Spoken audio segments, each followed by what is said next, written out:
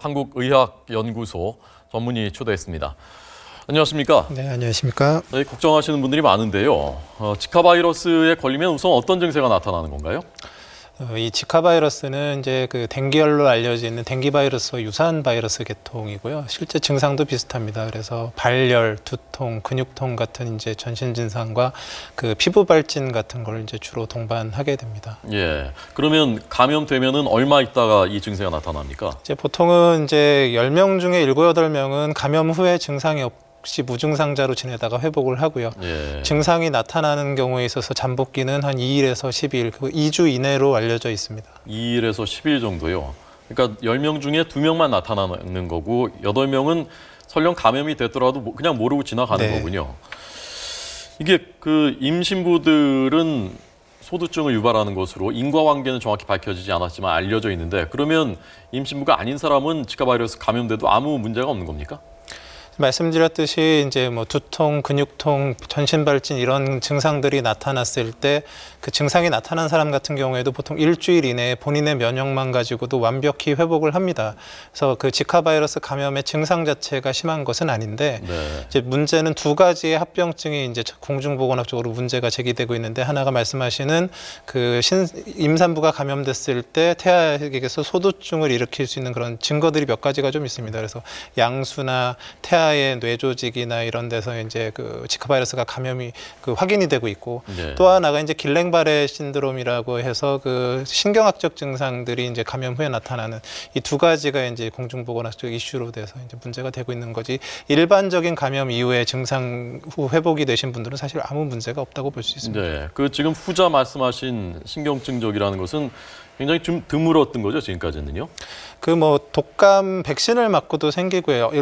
어떤 이런 바이러스 감염이나 백신 접종 이후에 이제 신경 증상을 나타내는 건데요. 길랭바레 증후군이라는 것은. 근데 이제 이것이 지카 바이러스 감염 이후에도 이제 어느 정도 숫자가 확인이 되고 있기 때문에 예. 그런 쪽에도 관심을 기울여야 되겠다라는 측면에서 이제 그 의미가 있는 거고요. 예, 예. 보통은 큰 합병증을 남기지는 않기 때문에 사실 신생아 소두증 관련된 부분이 제일 큰 공중보건학적 문제라고 할 수 있습니다. 네. 그럼 지금 이분은 40대 남성인데, 대체로 남성들이나 임신부가 아닌 여성들은 걸려도 큰 문제, 별다른 문제는 일단 없는 걸로 보면 되는 겁니까?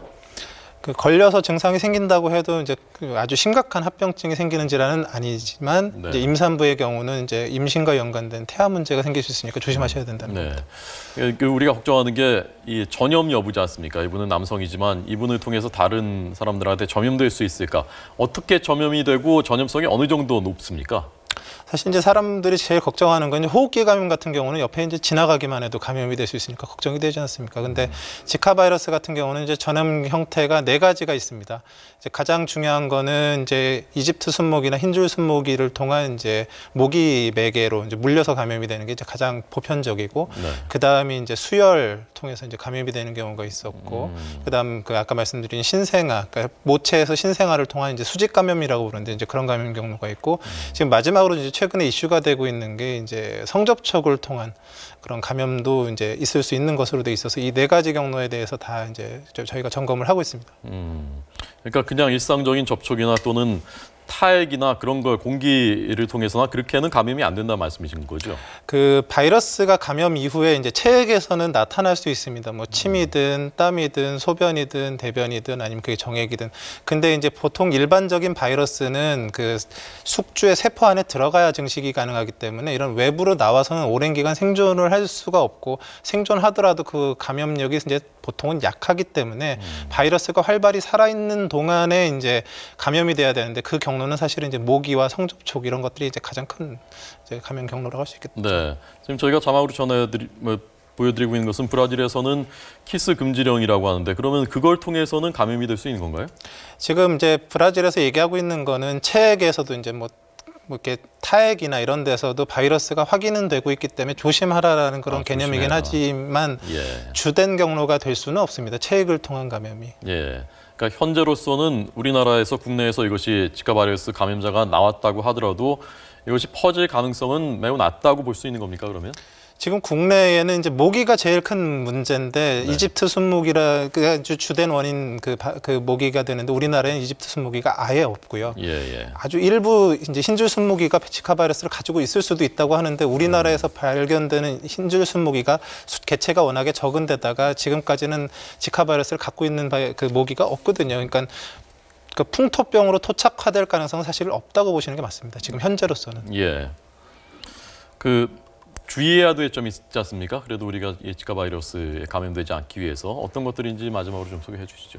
지카 바이러스는 지금 이제 우리나라에는 없다고 보시는 게 맞고요. 근데 이제 중남미나 오세아니아 지역에는 사실은 바이러스가 있거든요. 근데 그 바이러스를 이제 저희가 여행을 갔을 때 이제 두 가지 경로가 이제 크게 문제가 될 거라고 생각합니다. 이제 모기한테 물리지 않는 게 이제 가장 중요할 것 같고요. 예, 예. 말씀드렸지만 지카 바이러스의 상당수는 증상이 없습니다. 근데 이제 불필요한 현지인과의 성접촉 이런 걸 통해서도 사실 들어올 수 있기 때문에 그런 것들은 좀 조심을 하시는 게 좋겠고 그런 이제 방문 이후에 상당수는 체액에서도 이제 균이 바이러스가 생존할 수 있기 때문에 지금 이제 질병관리본부나 이런 쪽에서는 최소한 2달 정도는 이제 그 피임도 하고 여러 가지로 이제 조심을 해줄 것을 이제 당부를 하고 있습니다. 예.